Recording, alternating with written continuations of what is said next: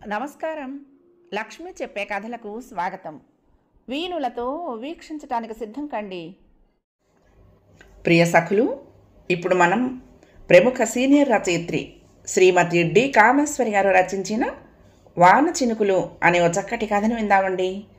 ఈ కథ 1966 నవంబర్లో జ్యోతి మాసపత్రికలో ప్రచురింపబడింది. ఇక కథ మొదలుపెట్టిస్తున్నానండి. వన్ లార్జ్ బీకే చీటీ మీద రాస్తూ మెల్లిగా అన్నాడు రావు. సార్, ఇప్పటికే చాలా అయింది, 12 దాటుతోంది నసిగాడు ముక్తార్ అహ్మద్.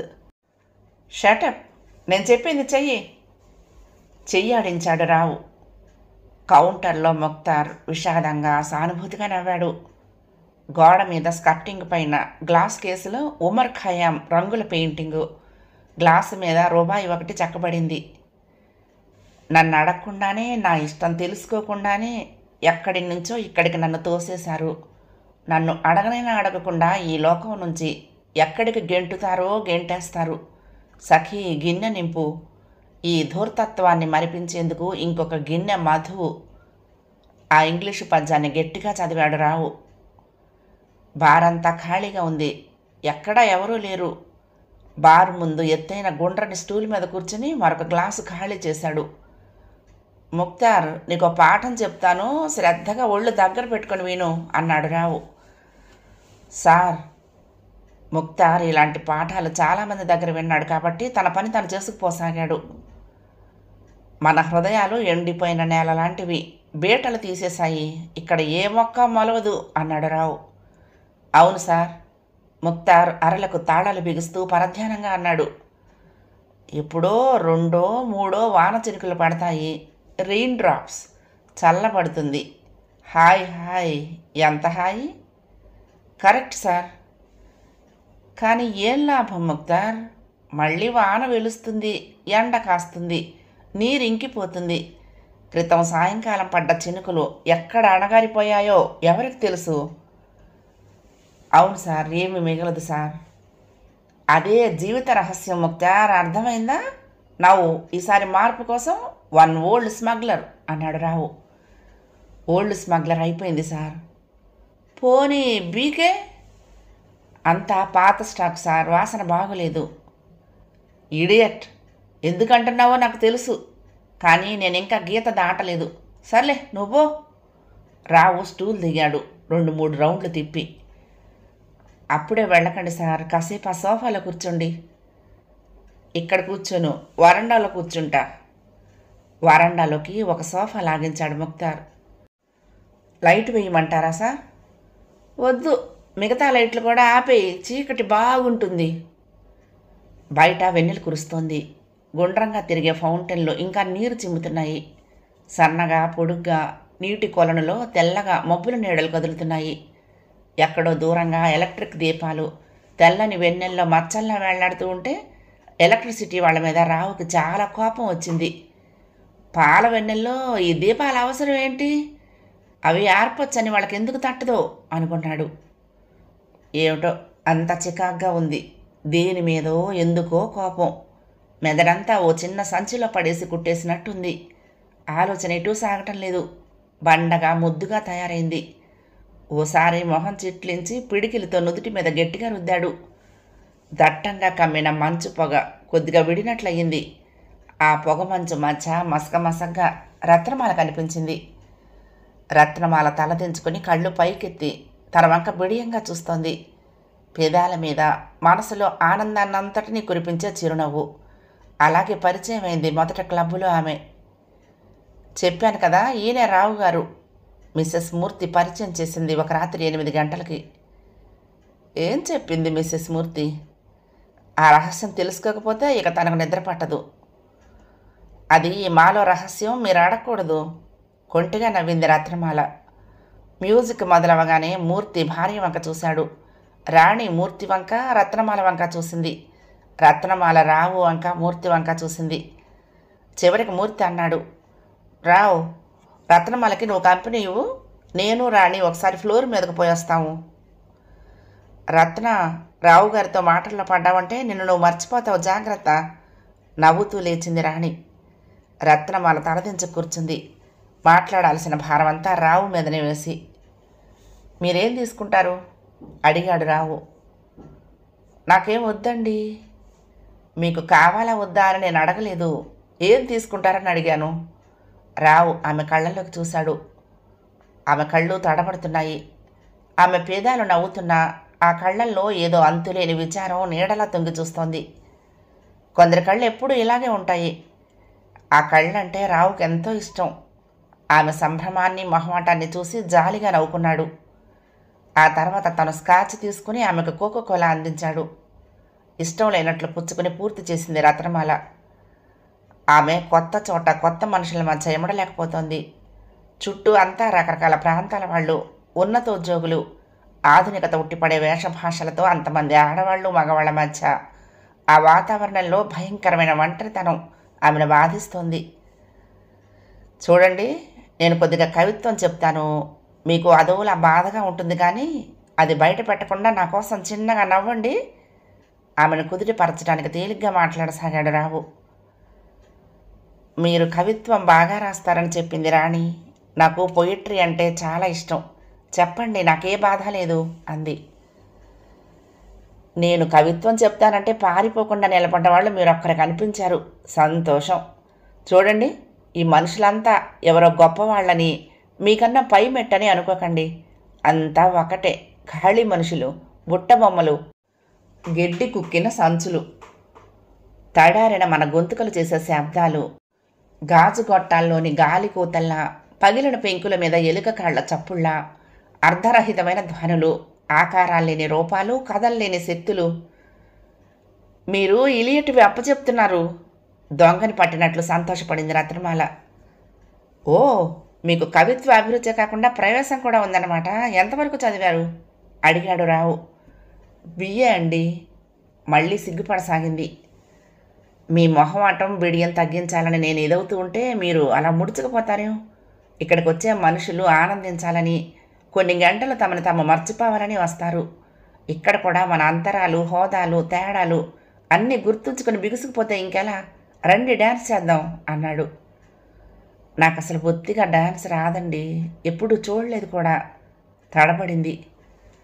మరేం పర్వాలేదు, ఎడం చెయ్యి నా భుజం మీద వేయండి, కుడి చేత్తో నా ఎడం చేయి పట్టుకోండి, నాతో పాటు అడుగులు వేయండి, అంతే, కమాన్. ఆమె తడబడుతూ తల ఉంచుకొని మెల్లగా లేచింది. ఫ్యాక్స్ ట్రాట్ వాయిద్యం వినిపిస్తోంది. రావు ఆమె నడుం చుట్టూ చెయ్యి వేసి పట్టుకుని ఫ్లోర్ అంతా ఒకసారి తిప్పాడు. రత్నమాల జీవితంలో అదొక కొత్త అనుభవం. నాతో డాన్స్ రాదని చెప్పారు, మోసం అన్నమాట. మూర్తి రాణి దగ్గరకు వచ్చినప్పుడు మూర్తి రత్నమాల మీద నెపం వేశాడు. నేను చెప్పలా, ఈయన మాటల్లో పడితే ప్రమాదమని? రాణి నవ్వింది. మైండ్ యువర్ బిజినెస్, మీరు వాళ్ళ మాటలు వినకండి. రావు నవ్వుతూ రత్నమాలను మరీ మూలకు చేర్చాడు. బ్యాండ్ ఆగింది. మళ్ళీ మొదలైంది. ఈసారి మరో బీట్. రత్నమాల ఏం చేయాలో తోచని దిగ్భ్రమలో ఉన్నట్లు నిలబడిపోయింది. ఓ, కానివ్వండి అన్నాడు రావు. దయచేసి నా ప్రార్థన వింటారా? కాసేపు బయట కూర్చుని కబుర్లు చెప్పుకుంటే ఇంతకంటే హాయిగా ఉంటుంది కదా, బెరుకుగా అంది రత్నమాల. రావు ఆమె కళ్ళల్లోకి చూశాడు. ఏదో వేదన, ఆరాటం ఆ కళ్ళల్లో జాలి పుట్టించే దైన్యం అతన్ని కదిల్చింది. పర్వాలేదు రండి. బయటికి లాన్లోకి నడిచారిద్దరు. చెట్టు మొదట నీడలో పేం కుర్చీల్లో వాలారు. క్షమించండి, మీరు మామూలుగా అందరిలాగా కొత్తదనం ఫీల్ అవుతున్నారేమోనని బలవంతం చేశాను. మిమ్మల్ని ఇబ్బంది పెట్టడం నా ఉద్దేశం కాదు, రావు సంజాయిషి చెప్పుకున్నాడు. మీరు నన్నేం బాధ పెట్టలేదు. నిజానికి ఈ ఊరు వచ్చాక చాలా సహజంగా శాంతిగా ఫీల్ అయ్యింది మీ ఎదుటినే అంది రత్నమాల. ఏదైనా పని మీద వచ్చారా? లేదండి, ఊరికినే. ఆమె తలెత్తలేదు. ఆమె ఏదో దాస్తోందని, తనకు చెప్పటం ఇష్టం లేదని రావుకు అర్థమైంది. బలవంతం చేయలేదు. 2 రోజులు పోయాక ప్రొద్దున్నే రావు ఆఫీసులో అడుగుపెట్టిన అర్ధగంటకి ఫోన్ మోగింది. రావు, మూర్తిని మాట్లాడుతున్నాను, ఒక చిన్న విషయం అన్నాడు అవతల నుండి మూర్తి. పెద్ద విషయమైనా వినటానికి చేయటానికి సిద్ధం, ఏమిటో చెప్పు. నువ్వు రత్నమాలను చూసావుగా, ఆమెకు ఉద్యోగం కావాలి, నీ దగ్గర ఖాళీలున్నాయి కదూ అన్నాడు మూర్తి. రత్నమాలకి ఉద్యోగమా? ఆమె ఊరికే చూడటానికి వచ్చిందనుకున్నాను. దానికో పెద్ద కథ ఉందట్లే. నేను రాణిని అడిగా కానీ తర్వాత ఎప్పుడో చెప్తానని దాటేసింది. ఆ గొడవ మనకెందుకు కానీ నీ దగ్గర ఖాళీలుంటే కాస్త సహాయం చేద్దు అన్నాడు మూర్తి. ఖాళీ ఉంది కానీ దానికి ఎంప్లాయ్మెంట్ ఎక్స్చేంజ్ అని అడగటం, వాళ్లే లిస్టు పంపటం అయ్యింది. ఇంటర్వ్యూ తారీఖు కూడా ఫిక్స్ అయింది అన్నాడు రావు. రావు, నువ్వు బొత్తుగా అమాయకుళ్ళ మాట్లాడుకు. నువ్వు చెప్పే కారణాలు నిన్ను అడ్డుకోవని నీకు తెలుసు నవ్వాడు మూర్తి. ఇంతకీ ఆమెకి గుమస్తా ఉద్యోగం ఎందుకు? ఓసారి నేను ఆమెతో మాట్లాడొచ్చా? మాట్లాడొచ్చాయి, ఎలాగో ఇంటర్వ్యూ అంటూ ఒకటి ఉందిగా. ఆ ఇంటర్వ్యూ కాదోయ్, నేను ఆమెతో 2-3 గంటలు హోటల్కో సినిమాకో వస్తుందేమో అడుగు అన్నాడు రావు. రాకపోవటానికి ఏముంది, నీకెప్పుడు వీలవుతుందో చెప్పు. రేపు ఆదివారం లంచ్ క్వాలిటీలో తీసుకుని ఆ తర్వాత వెస్ట్ ఎండ్లో మ్యాట్ని, ఆమెను అడిగి రింగ్ చేయ మళ్ళీ అన్నాడు రావు. ఆ ఆదివారం మధ్యాహ్నం 2 గంటల వేళ క్వాలిటీలో కూర్చున్నారు ఇద్దరు. బయట ఎండకు విరుగుడన్నట్లు చల్లటి కాంతినిచ్చే దీపాలు, సన్నగా వాద్య సంగీతం, మెల్లగా గుసగుసలు తప్పించి పెద్ద శబ్దం లేని ప్రశాంతత. మీరు ఉద్యోగం చేయాలనుకోవటం నాకు ఆశ్చర్యం కలిగించింది అన్నాడు రావు. అంత ఆశ్చర్యపోవటానికి ఏముందండి అంది రత్నమాల. చూడండి, ఈ ఉద్యోగాలు, కాగితాలు, ఫైళ్ళు, ప్యాడ్లు, టేపులు, గుండు సూదులు, జే క్లిప్పులు, ఎకానమీ ఫ్లాపులు, ఎస్ఆర్లు ఇవన్నీ మనుషుల్ని మరలు చేస్తాయి. ఆ మోటు పనికి మగాడే తగును. పూలు, వెన్నెల, మబ్బులు, లేచిగుళ్ళు, ఆడవాళ్ళు ఇవన్నీ సౌందర్యం, సౌకుమార్యం, సున్నితత్వం, లాలిత్యం లాంటి లక్షణాలకు ప్రతిరూపాలనుకుంటాను. వీటన్నింటినీ ఉద్యోగాల విషజ్వాలలకు ఆహుతి చేయటం. ఏమండో మీరు కవిత్వం చెప్తున్నారు రత్నమాల నవ్వింది. కావచ్చు, కానీ నా అభిప్రాయాలు కొన్ని మీకు చెప్పాలనే మిమ్మల్ని ఇక్కడికి పిలిచాను, కాబట్టి మీరు భరించాల్సిందే అన్నాడు. కాలక్షేపం కింద వినటానికి నాకు అభ్యంతరం లేదు. అంతేనా? మీకు నా పరిస్థితి తెలియదండి. నేను కేవలం ఉద్యోగం చేయాలనే ఆరాటంతో ఇంత దూరం రాలేదు. నన్ను పరిస్థితులు తరిమాయి అంది రత్నమాల. ఆ పరిస్థితులు ఏమిటో నేను తెలుసుకోవచ్చా? దయచేసి క్షమించండి. That's all right. ఇంకా నేను అడగను ఆ విషయం గురించి అన్నాడు. మిమ్మల్ని కాదన్నందుకు నన్ను మన్నిస్తారు కదూ? ఆమె ఇబ్బందిగా నిస్సహాయంగా చూసింది. మీకెందుకు అంత గాబరా? నేనేమనుకుంటాను చెప్పండి. ఆ మాత్రం అర్థం చేసుకోలేని అనుకున్నారా? ఇంకా గొడవ మర్చిపోండి అంటూ రావు నవ్వాడు. నిజంగా మీ సహృదయత చూస్తూ ఉంటే మనసు విప్పి చెప్పుకోవాలని ఆరాటం కలుగుతోంది. కానీ ఇక గొడవ మర్చిపోమన్నాను కదా. మీరు నా దగ్గర పని చేయటం అభ్యంతరం కాదనుకుంటాను అన్నాడు. అభ్యంతరమా? అది మహా గౌరవంగా భావిస్తాను అంది. అలా మాట్లాడకండి. పొగడ్తలు నన్ను ఇబ్బంది పెడతాయి. ఆఫీసు బయట నన్ను ఒక మామూలు స్నేహితుడిగా చూడండి అన్నాడు. రత్నమాల కళ్ళు కృతజ్ఞతతో నిండాయి. ఆ తర్వాత ఎక్స్చేంజ్ పంపిన వాళ్ళెవరూ పనికిరారని రాసి మరొక లిస్టు పిలిచాడు రావు. ఈసారి లిస్టులో రత్నమాల పేరు వచ్చింది. రత్నమాలకి ఆ ఉద్యోగం వచ్చింది. రత్నమాల ఉద్యోగంలో చేరాక రావుకి తను కూర్చునే గది మరీ పెద్దదనిపించింది. ఆమె సీటు అక్కడే వేశారు. ఉదయాన్నే ఆఫీసులోకి అడుగు పెట్టగానే రత్నమాల లేచి గుడ్ మార్నింగ్ సార్ అంటుంది. ఆ తర్వాత ఆ రోజు టపా టేబుల్ మీద ఉంచి సిగ్నల్సు, అప్ ఇమీడియట్, ప్రయారిటీ వగైరా తరగతుల ఉత్తరాలను వరుసగా అందిస్తుంది. వీటికి రావిచ్చే జవాబులు స్థూలంగా అర్థం చేసుకుని డ్రాఫ్ట్ తయారు చేసి అతని అంగీకారం తీసుకుని టైపుకి ఇవ్వటం ఆమె పని. మొదట్లో రత్నమాలకు పని చేత కాలేదు. ఆఫీసు ఉత్తరాలను తనకు వచ్చిన భాషనంతటినీ ఉపయోగించి రాయసాగింది. అందమైన భాష వాడితే రావు సంతోషిస్తాడనుకునేది.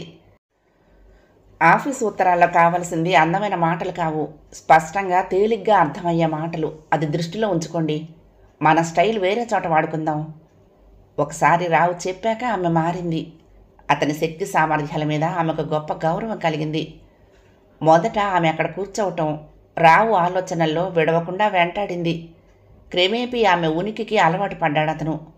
ఆఫీసు 4 గోడల మధ్య అతని దగ్గర అందరిలాగే పనిచేసే ఒక మనిషి ఆమె.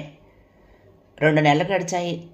ఒక మధ్యాహ్నం అతను లంచ్ కానిచ్చిన మరొక 10 నిమిషాలకు ఆమె టేబుల్ ముందు నిలబడింది. మొదట ఏదో మామూలు గొడవ అనుకుని కాసేపు తను చూస్తున్న కాగితం మించి దృష్టి మారాల్చలేదు. అది చదవటం పూర్తయ్యాక ఎస్ తలెత్తి చూశాడు. నాకు సెలవు కావాలండి అంది తల ఉంచుకుని. సెలవా? ఎప్పుడు? గ్రాంటెడ్. ఆమె కాగితం అందించింది. అది చదవకుండానే దాని మీద గ్రాంటెడ్ అని రాసేసి, ఎందుకో తెలుసుకోవచ్చా అని అడిగాడు. ఒక ఫ్రెండ్ పార్టీకి పిలిచాడు.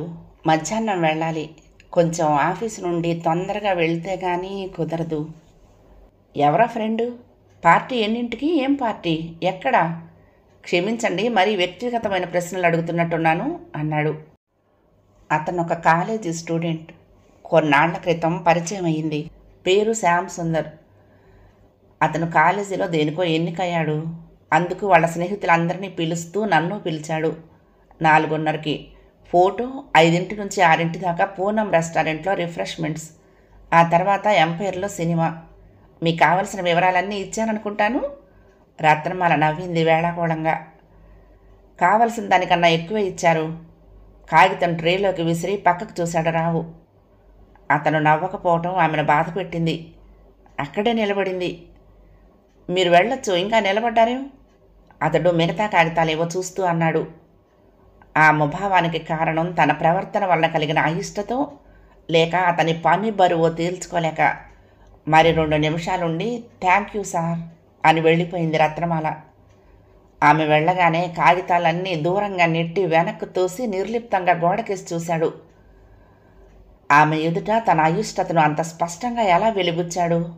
ఆమె తన గురించి ఏమనుకుందో? తన మనసులో భావం ఆమెకు అర్థమైపోయిందేమో. అతడి మనసంతా చికాగ్గా తయారైంది. ఎవరి కాలేజీ స్టూడెంట్? శ్యామసుందర్ అతని పేరు. ఫోటో, రిఫ్రెష్మెంట్స్, సినిమా, ఇంతేనా? దీని వెనక ఇంకా ఏదో ఉందా? ఆ ఏదో తనకి తెలిసినట్లు అనిపించింది రావుకి. తన కాలేజీ రోజులు గుర్తుకొచ్చాయి. బాధ్యతారహితమైన రోజులు. ఆలోచనలన్నీ ఆచరణలో పెట్టాలని ఉంటుంది. పరిణామాలను గుర్తులో పెట్టుకోవటం జరగదు. శ్యామ్ సుందర్ పేరు బాగుంది. మనిషి అంతేనా? ఏమిటో ఆ స్నేహం. ఆ సాయంకాలం ఆమెను క్లబ్లో చూశాక మళ్ళీ బయట ఎన్నడూ కలుసుకోలేదు. ఎన్నిసార్లు అడగాలనుకున్నాడు, ఏ సినిమాకో పిలవాలనుకున్నాడు, కానీ అడగలేదు. తనలో ఏదో అడ్డుపడింది. తను అధికారి, తన దగ్గర ఆమె పనిచేస్తోంది. తమ ఇద్దరిని బయట చూసిన వాళ్ళు ఏమనుకుంటారు? పైగా ఆమె ఇష్టాయిష్టాలు ఎలా ఉన్నాయో! తన ఆధిక్యాన్ని, అధికారాన్ని దుర్వినియోగపరుస్తున్నట్లు అనుకుంటుందేమో. ఒకవేళ బలవంతాన వస్తే అందువల్ల తనకు ఒరిగేదేమీ ఉండదు. ఏదో నేరం చేసినట్లు బాధపడటం ఒక్కటే మిగులుతుంది. ఈ రకపు ఆలోచనలతో సతమతమై ఏం చేయలేకపోయాడు. పైగా 2 నెలల వ్యవధి చాలా తక్కువ అనిపించింది తనకి. రావుకి ఏమిటోలాగా ఉంది ఆ సాయంకాలం అంతా. చివరికి 5:30 ప్రాంతంలో కాగితాలేవి చూడకుండానే లేచి వెళ్ళిపోయాడు. లతీఫ్స్లో టీ తాగి బయటికి రాగానే రావుకు ఆలోచన వచ్చింది. వెంటనే ఎంపైర్కి పోయి టికెట్ తీసుకున్నాడు. ఇంకా 30 గంట టైం ఉంది. అటు ఇటు తిరుగుతూ కాలక్షేపం చేశాడు రావు. 6:30 కావస్తోంది. మరొక 2-3 నిమిషాల్లో పిక్చర్ మొదలవబోతోందనగా గుమ్మం దగ్గర క్రీనీడలో నిలబడి హాలు కలియ చూశాడు. క్రింది తరగతిలో ఒక మూలగా రత్నమాల, మరో అతను కూర్చున్నారు. ఇద్దరే. మిగతా అందరూ వెళ్ళిపోయారన్నమాట. లేక పార్టీ అంతా ఇద్దరేనా? వాళ్ళిద్దరూ మాటల్లో పడి అతని వంక చూడలేదు. శ్యామ్ సుందర్ చామన ఛాయగా బాగా పొడుగ్గా ఉన్నాడు. జాకెట్ లాంటి చుక్కల టీషర్టు. అతను మాట్లాడుతూ ఉంటే ఆమె శ్రద్ధగా వింటోంది. ఒక్కోసారి నవ్వుతోంది. అదే నవ్వు నిర్మలంగా, ప్రశాంతంగా. లైట్లు ఆర్పగానే వాళ్లకు సాధ్యమైనంత దగ్గరగా ఉన్న సీట్లో కూర్చున్నాడు. వాళ్ళిద్దరూ సినిమాలో లీనమయ్యారు. రావు మనసు సినిమాలో లగ్నం అవటం లేదు. ఏదో ఆందోళనగా ఉన్నాడు. ఆమె శ్యామసుందరం వంక చూసినప్పుడల్లా రావు గుండెల్లో సూదులు గుచ్చినట్లుంది. ఓ అర్ధగంట ఆ నరకం అనుభవించాక తన మీద తనకే చెప్పలేని అసహ్యం కలిగింది. తను చేస్తున్న పని ఏమిటి? ఈ గూఢచర్యకు ఏమిటి అర్థం? జలసి. ఎన్నోసార్లు తను లిఫ్ట్ ఇచ్చి తీసుకువెళ్ళిన అమ్మాయిలు తనని వదిలి ఇతరులు అడగగానే డాన్స్కి వెళ్ళినప్పుడు తనేం బాధపడలేదు.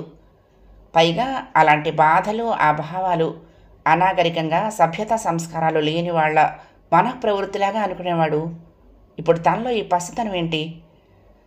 ఒక మూల తనలో రేగుతున్న బాధ. వాళ్ళని ఇంకా కనిపెట్టి చూడమని ప్రోత్సహిస్తున్నా బలవంతాన లేచి వచ్చేశాడు. ఆ రాత్రి బార్లో 2 బాటిల్స్ గోల్డెన్ ఈగిల్ తాగి గదిలోకి వెళ్ళి పడుకుంటే తెల్లారిపోయింది. తెల్లారాక తనలా వచ్చేయటం చాలా మంచి పని అనిపించింది. క్రితం రోజు బాధ చాలా వరకు తగ్గినట్లయింది. ఆఫీసులో రత్నమాల క్రితం నాటి అతని ముభావాన్ని గుర్తుంచుకున్నట్లే నడుచుకుంది. రావు చాలా సహజంగా క్రితం సాయంకాలం లేనట్టే మాట్లాడాడు. మిస్, ఈ సాయంకాలం మీ ప్రోగ్రాం ఏమిటి? ఏదో కాగితం చూస్తూ మామూలుగా అడిగినట్లు అడిగాడు. ఏం లేదండి. నాతో సాయంత్రం ఎక్కడికైనా రావటానికి అభ్యంతరం ఏమైనా ఉందా? అడిగాడు. ఏమిటలా కొత్తగా మాట్లాడుతున్నారు? కొత్త కాదు రత్న, నీతో ఎన్నో రోజుల నుంచి ఒకటి చెప్పాలనుకుంటున్నాను, చెప్పలేకపోతున్నాను. నేను చెప్పింది ఒక అధికారి చెప్పినట్లు తీసుకుని నీకు ఇష్టం లేకపోయినా సరేననేస్తావేమోననే భయం. ఎవరో స్నేహితుడు, చాలా మామూలు స్నేహితుడు అడిగినట్లు అనుకో. నీ మనసులో ఏదుంటే అది చెప్పు, నువ్వు కాదన్నా సరే నేనేం అనుకోను అన్నాడు. మీతో రావటం, కులాసాగా కబుర్లు చెప్పుకోవటం అన్నది నేను కలలు కనే తీయని అనుభూతి అని, ఏం చెప్పి ఏం చేసి మిమ్మల్ని నమ్మించగలనా అని ఆలోచిస్తున్నాను అంది. ఏమిటో నా భావాన్ని సరిగ్గా చెప్పలేకపోతున్నాను. నువ్వు మరోలా తీసుకుంటున్నావు. మరీ అనుమానాల మనిషిగా కనపడుతున్నానా? నవ్వాడు రావు. మీరు అలా మాట్లాడితే నాకు చాలా కష్టంగా ఉంటుంది. నన్నెందుకు అర్థం చేసుకోరు మీరు? నిస్సహాయంగా బాధగా చూసింది రత్నమాల. Forget it. ఇప్పుడు 4:30 అయింది. నువ్వు వెళ్ళిపో. 6ంటికి తయారుగా ఉండు, నేను వచ్చి పిక్ చేస్తాను అన్నాడు. 6 గంటలకైతే ఇంకా చాలా టైం ఉంది. ఇప్పటి నుంచి వెళ్ళక్కర్లేదులేండి. అందరితో పాటే నేను వెళ్తాను. ఆ రాత్రి 8 గంటల వేళ హోటల్లో కూర్చుని ఏదో ఆర్డర్ ఇచ్చాక మెల్లగా అన్నాడు రావు. నీకు అప్పుడే స్నేహితులు దొరికినట్లున్నారే? స్నేహితులు అంటూ ఎందరో లేరు. మీకు తెలుసు అనుకుంటాను. సుమతి అని జీ బ్రాంచ్లో పనిచేస్తుంది. ఆమె ఇంట్లోకి మకాం మార్చాను. ఆమె చాలా మంచిది. ముసలి తల్లి, 2 తమ్ముళ్ళు, 3 చెల్లెళ్ళు. ఆ కుటుంబంలో నన్ను ఒకరిగా కలిపేసుకున్నారు వాళ్ళు. శ్యామ్ సుందర్ ఆమె పెద్ద తమ్ముడు. ఇంటి దగ్గర పరిచయమే. నిన్నేదో కాలేజీ ఎలక్షన్లలో నెగ్గాడట. వాళ్ళ క్లాస్మేట్లు, అబ్బాయిలు అమ్మాయిలు 1 డజన్ మందితో పాటు నన్ను పిలిచాడు. కాదనలేకపోయాను. తీరా హోటల్ నుండి బయటికి రాగానే సినిమాకి రామని కొందరు, ఇంతకుముందే చూశామని కొందరు, ఇంటి దగ్గర పెద్దవాళ్ళు కేకలు వేస్తారని కొందరు తప్పించుకున్నారు. నాకు తప్పింది కాదు. 10 గంటలకి గూటికి తిరిగొచ్చాను అంది. రత్నమాల చాలా పెద్ద సంజాయిషి ఇచ్చింది. తన భావాలన్నీ ఆమెకు తెలిసాయా? తెలిసి తనను నమ్మించాలని ఆమె ప్రయత్నిస్తోందా? రావు ఆలోచించాడు. ఆ చిక్కులు ప్రశ్నలు వేసుకున్న కొద్దీ చిక్కు పట్టం తప్పించి విడటం లేదు. నేను అప్పుడప్పుడు ఇలా పిలిస్తే ఏమనుకో కదూ అన్నాడు. నిజం చెప్పమంటారా? ఈ 2-3 నెలల్లో ఒక్కసారైనా మీరు పిలవలేదని నాకు చాలా బాధ అనిపించింది తెలుసా? మనమిద్దరం ఒకే రకం అభిరుచి కలవాళ్ళం. నాకెంతో మాట్లాడాలని ఉంటుంది. మీతో ఏదో చెప్పాలని, చర్చించాలని. రోజు కనీసం 1 గంట ఆఫీస్ విషయాలు కాకుండా ఏవేవో కబుర్లు చెప్పుకుంటే ఎంతో బాగుంటుందని ఆశపడ్డాను చాలాసార్లు. కానీ మీతో ఏమని చెప్పను, ఎలా చెప్పను? మీరు బాస్ కాకపోతే బహుశా స్పష్టంగా చెప్పేదాన్నేమో అంది. మిస్ రత్న ఏదో చెప్పబోయాడు రావు. దయచేసి ఇలా ఆఫీస్ ధోరణిలో పిలవకండి. ఇందాక పిలిచారే అలా రత్న అంటే సంతోషిస్తాను. సారీ, 2 నెలలు అనవసరంగా వృధా చేశాం కదూ. నా మీద ఇంత మంచి అభిప్రాయం ఉన్నందుకు నా కృతజ్ఞత ఎలా తెలుపుకొని చెప్పు అన్నాడు. అలా అనకండి. ఇప్పటికే మీకు నేను ఎంతో రుణపడి ఉన్నాను. ఆ రుణం అలా ఎప్పటికీ పెరుగుతూనే ఉండాలని నా కోరిక. లేకపోతే నువ్వు దూరమైపోతావని భయం అన్నాడు. రత్నమాల తలదించుకుంది. చాలాసేపు మాట్లాడలేదు. రావుకి చాలా తృప్తిగా ఉంది. అతను చెప్పదలుచుకున్నది చెప్పేశాడు. ఆమె అర్థం చేసుకున్నట్టే మాట్లాడింది. ఆమె మాటల్లో అతను ఊహించని సామ్యం, అభిమానం కనపడ్డాయి. అంతకన్నా ఆమె నుంచి అతను కోరేదేమీ లేదన్నట్టు అనిపించింది. ఆ తర్వాత సుమారు 2 నెలలు చాలా సన్నిహితులయ్యారు ఇద్దరు. ఇంచుమించు రోజు బయట 1 గంట గడిపేవారు. ఒకరోజు పొద్దున్నే ఆఫీస్కి రాగానే సీట్లో రత్నమాల నిలబడి ఉంది. టేబుల్ అంతా ఖాళీ. కాగితాలన్నీ నీటుగా పేర్చున్నాయి. పనేమి ముట్టుకున్నట్లు తెలుస్తోంది. మార్నింగ్ రతన్, అతనే ముందు చెప్పాడు.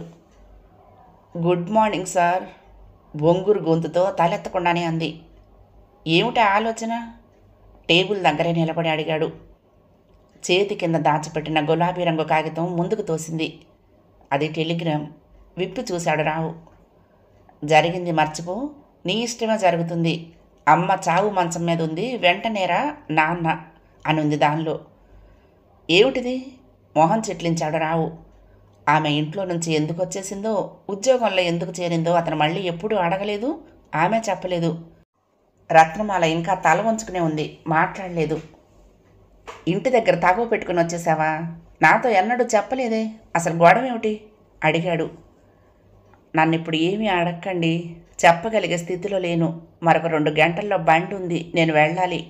నాకు సెలవు కావాలి. ఆహా కాదు, నేను రాజీనామా చేస్తున్నాను. రత్నమాల కళ్ళల్లో నీళ్లు తిరుగుతూ ఉంటే తల పక్కకు తిప్పుకుంది. మూర్తి వాళ్ళకి చెప్పావా? అసలు గొడవ రాణికి తెలుసు, ఈ సంగతి వాళ్ళకి ఇంకా చెప్పలేదు అంది. నువ్విక్కడ ఉన్నట్టు ఇంటి దగ్గర తెలుసా? మొదట్లో తెలీదు, తర్వాత రాణి రాసుంటుంది. కాసేపు ఏదో కలలో ఉన్నట్లు నిలబడ్డాడు రావు. ఏం చేయాలో తోచలేదు, అంతా గజిబిజిగా ఉంది. సెలవు తీసుకో, రాజీనామా ఎందుకు? సందిగ్ధంగా అన్నాడు. కాదు, నేను వెళ్ళాలి, ఇంకా ఈ ఉద్యోగం చెయ్యను చెప్పింది. రండి, మొదట మూర్తి వాళ్ళ ఇంటికి వెళ్ళి తర్వాత మీ గదికి వెళ్దాం. రావు సెలవు రాసి హెడ్ క్లర్క్కి ఇచ్చాడు. ఇద్దరూ రాణి ఇంటికి వెళ్ళారు. మూర్తి ఇంట్లో లేడు. టెలిగ్రామ్ చూసి రాణి నవ్వింది. నీ ఇష్టం నెరవేరుతోందిగా, సంతోషించాలి.